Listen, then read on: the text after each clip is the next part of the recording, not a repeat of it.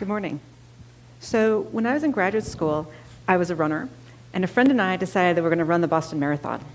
And so we started training, and we overtrained, and I developed knee and back problems. So I went to see a physical therapist, and they told me that I had to stop running, and instead I should just stretch. As I was leaving the therapist's office, the physical therapist's office, I saw an ad for a vigorous yoga class that promised not only to promote flexibility, but also to promote strength and cardiorespiratory fitness. So I thought, oh, well, this is a great way that I can stretch, but also remain in shape, and maybe I could even still run the Boston Marathon. So I went to the yoga class, and I really enjoyed it, except for when the teacher would make all sorts of claims, all sorts of medical claims, but also all sorts of claims about, oh yes, it'll help you, increase your compassion and open your heart, and it's just like, my eyes would roll, and I think, yeah, I'm here for to stretch. But what's interesting was that after a couple of weeks, I started noticing some of these changes. I started noticing that I was calmer, and that I was better able to handle difficult situations, and that indeed I was feeling more compassionate and open-hearted towards other people, and I was better able to see things from other people's point of view. And I was like, how could this be? How could this be? And I thought, well, maybe it's just a placebo response, right? She told me I was going to feel this, so maybe that's why I was feeling it. So I decided to do a literature search to see if there's any research on this. And lo and behold, there was quite a bit, showing both yoga and meditation are extremely effective for decreasing stress. They're also very good for reducing symptoms associated with numerous diseases, including depression, anxiety, pain, and insomnia. They also, there's a couple of very good studies demonstrating it can actually improve your ability to pay attention. And most interesting, I thought, virtually every study has shown that people are just happier. They report they're more satisfied with their life, and they have a higher quality of life. And so this was interesting to me. And so I decided to switch and start doing this sort of research. And so as a neuroscientist, how could this be happening? How can something as silly as a yoga posture or sitting and watching your breath, how could that lead to all these sorts of different types of changes?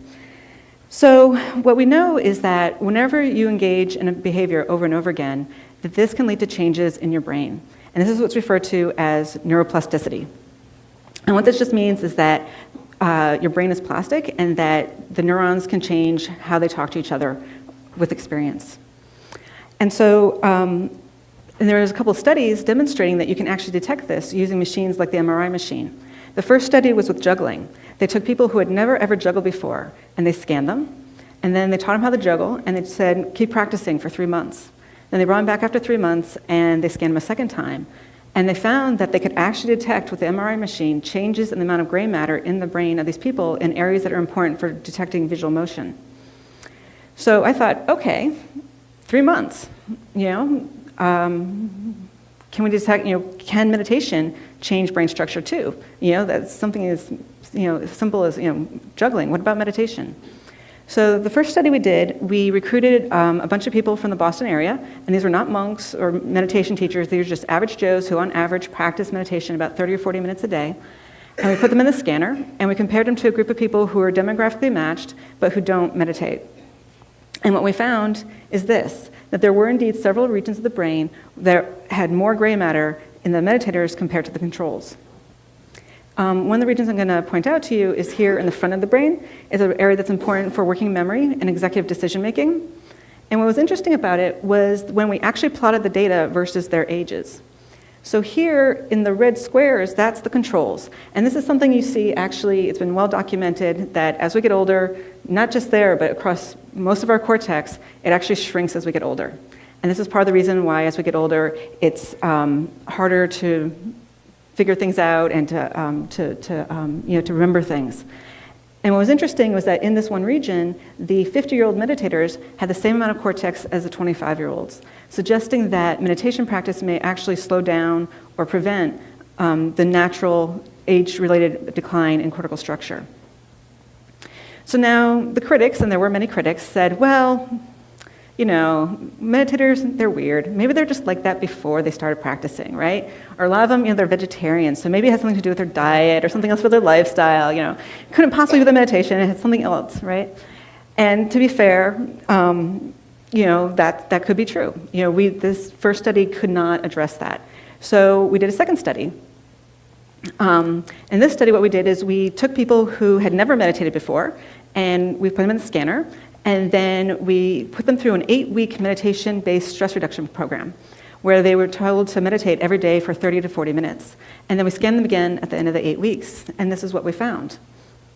So what you can see is that several areas became larger. In this slide, we can see the hippocampus. And in the graph, the controls are in blue and the meditation subjects are in red. And what we see is that the hippocampus, and this is an area that's important for learning and memory. It's also important for emotion regulation. And what's interesting is there's less gray matter in this region in people who have depression and PTSD. Another region we identified was the temporal parietal junction, which is here above your ear.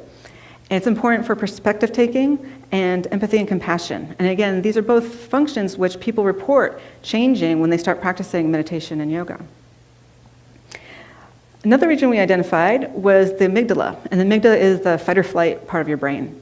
And here we actually found a decrease in gray matter. And what was interesting was that the change in gray matter was correlated with the change in stress. So the more stress reduction people reported, the smaller the amygdala became.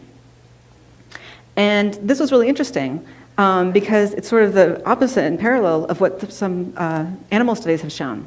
So Chatterjee and colleagues using rodents, they took rodents who were just happy, normal rodents, and they had them in their cage, and they measured their amygdala, and then they put them through a 10-day stress regimen. And at the end of the 10 days, they measured their amygdala, and this exact same analogous part of their rat brain grew. So we found a decrease with stress, they found an increase with stress. What was interesting is that then they left the animals alone, and 3 weeks later, they went back and tested them again. And 3 weeks later, that same part of the amygdala was still large, and the animals, even though they were in their original cages where they were happy, were still acting stressed out. So they, were cowering in the corner, and they just weren't exploring the space the way they had before. And so this is the exact opposite of what we saw with the humans, because with the humans, nothing has changed with their environment. They still had their stressful jobs, all the difficult people in their lives are still being difficult, and the economy still sucked, but yet, their amygdala got smaller and they were reporting less stress. And so together these really showed that the change in the amygdala, it's not responding to the change in the environment, but rather it's representing the change in the people's reaction and relationship to their environment. And then the other thing that the study shows us is that it wasn't just that people were saying, oh, I feel better, or that it was a placebo response, or that they were trying to please us, that there was an actual neurobiological reason why they were saying they felt less stressed. And so the idea that I'd like to share with all of you today is that meditation can literally change your brain. Thank you.